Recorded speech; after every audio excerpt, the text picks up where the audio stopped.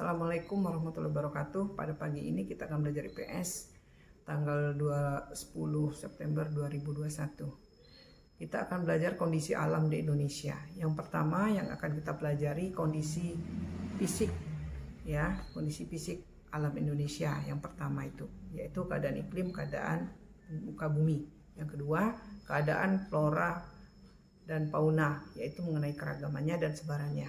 Baiklah, sekarang Ibu lanjutkan. Yang pertama dulu mengenai letak keadaan alam Indonesia itu letak geologis. Letak geologis artinya berada di antara rangkaian pegunungan besar, berada di antara beberapa daerah dangkalan, serta menjadi titik pertemuan beberapa lempeng litosfer di dunia. Jadi letak geologi lebih jelas lagi. Yang pertama, Indonesia dilalui oleh dua rangkaian pegunungan besar di dunia, yaitu rangkaian Sirkum Mediterania dan Sirkum Pasifik. Yang kedua, Indonesia terletak pada pertemuan tiga lempeng, yaitu litosfer, yaitu lempeng Indonesia dan Australia, lempeng Eurasia, dan lempeng Pasifik. Yang ketiga, Indonesia terletak pada tiga daerah dangkalan, yaitu dangkalan Sunda, dangkalan Sahul, dan daerah lautan pertengahan Australia Asiatis. Baiklah, sekarang Ibu lanjutkan lagi di sini. Bentuk muka bumi itu dapat dilihat dari letak geologisnya. Yang pertama, di antaranya di sini mengenai tiga zona geologi, ya, yaitu satu, bagian utara berbatasan dengan Tameng Asia dan perluasannya ke arah selatan dan tenggelam di bawah permukaan air laut yang dikenal dengan istilah paparan Sunda.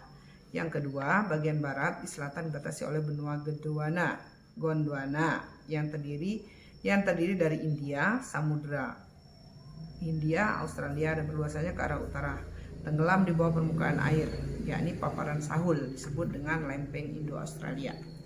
Kemudian yang ketiga, bagian timur dibatasi oleh Samudra Pasifik, disebut lempeng dasar Samudra Pasifik yang meluas sampai ke barat daya. Kemudian Ibu jelaskan lagi itu yang pertama ke kondisi geologi, yang kedua yaitu bentuk muka bumi, iklim, flora, dan fauna. Ya, akibat pengaruh daripada endogen dan eksogen, permukaan bumi antara lain satu dengan lainnya tidak sama. Ada yang besar, ada yang kecil, ada relief, juga bermacam-macam, ada lipatan, patahan, kemudian juga di sini ada daratan, ada karst, palung, dan lain sebagainya. Sekarang kita lihat satu persatu di sini ya, Nak, ya. Bentuk muka bumi daratan. Bentuk muka bumi di daratan itu tinggal di antaranya yang pertama daratan tinggi. Dataran tinggi ini berada 5.500 meter di atas permukaan laut, ya. 500 meter di atas permukaan laut disebut dataran tinggi.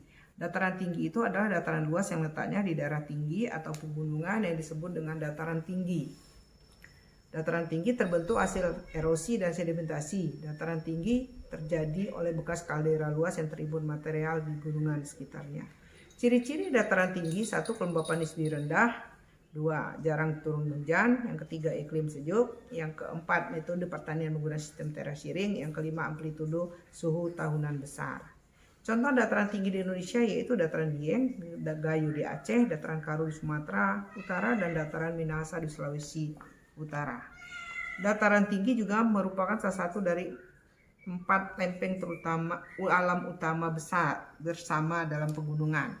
Dataran juga perbukitan, itulah pengertian dari dataran tinggi yang sering kita temui di Indonesia. Sekarang kita lihat yang kedua, plato.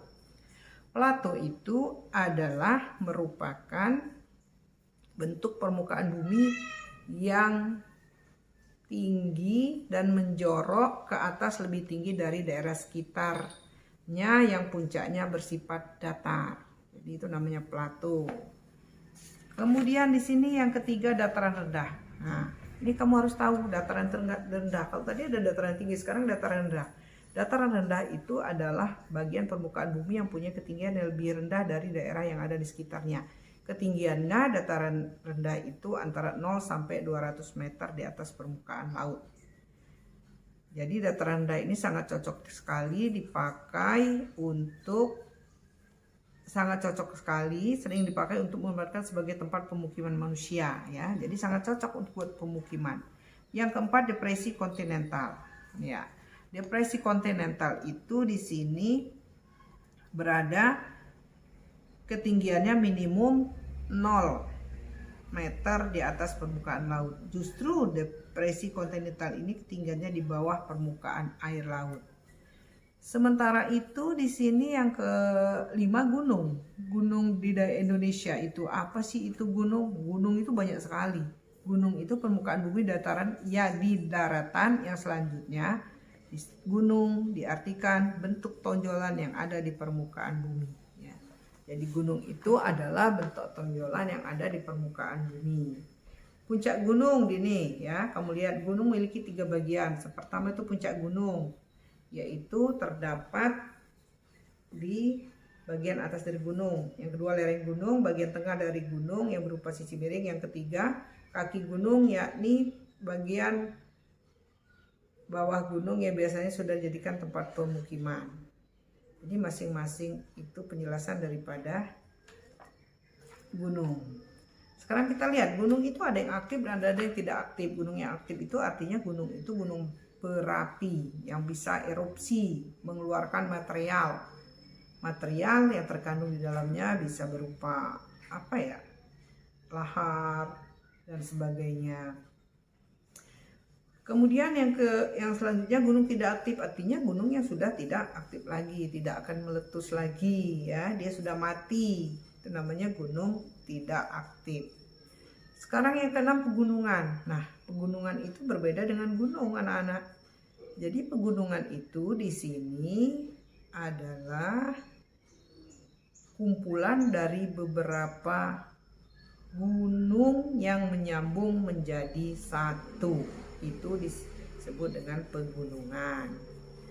Pegunungan itu ada yang tinggi, ada yang rendah. Yang tinggi contohnya itu pegunungannya pegunungan tinggi yang pegunungannya memiliki ketinggian sekitar 1.500 meter di atas permukaan air laut. Kemudian pegunungan rendah, pegunungan yang rendah yaitu 0 sampai 1.500 meter di atas permukaan laut.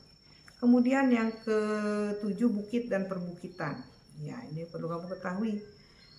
Bukit juga merupakan tonjolan yang ada di permukaan daratan, sehingga bukit mempunyai ketinggian lebih tinggi dari daerah yang ada di sekitarnya, ya. Sementara itu tadi harus kamu ketahui. Kemudian selanjutnya yaitu bukit. Bukit berjumlah lebih dari satu dan berjajar disebut dengan perbukitan. Biasanya bukit mempunyai ketinggian 200 sampai 500 meter di atas permukaan laut. Bukit biasanya mempunyai udara sejuk, pemandangan indah sehingga wilayah perbukitan banyak difungsikan sebagai tempat pariwisata. Kemudian lembah. Lembah itu selain daripada bentuk tonjolan, relief muka bumi itu ada cekungan atau daratan rendah. Salah satunya adalah lembah. Jadi lembah itu merupakan dataran rendah yang berada di sekitar perbukitan dan pegunungan. Sela-sela yang ada di kaki perbukitan atau pegunungan disebut dengan lembah. Kemudian yang ke-9 jurang. Ya. Jurang, selain jurang itu adalah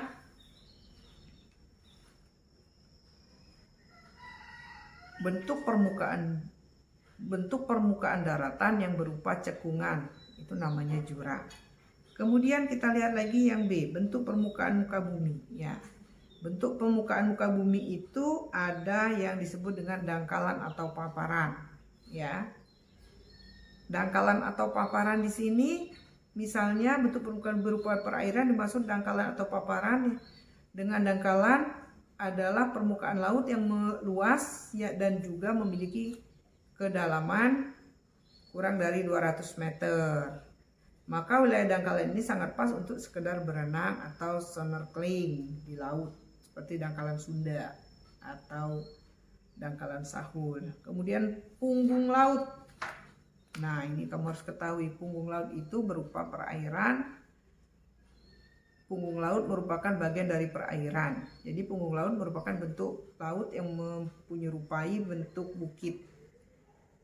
Jadi sampai sana Ibu jelaskan, semoga kalian semuanya jelas dan kita lanjutkan minggu depan. Ibu akhiri, wassalamualaikum warahmatullahi wabarakatuh. Tetap menjaga prokes dan semoga kalian sehat selalu dan sukses selalu. Amin ya robbal alamin.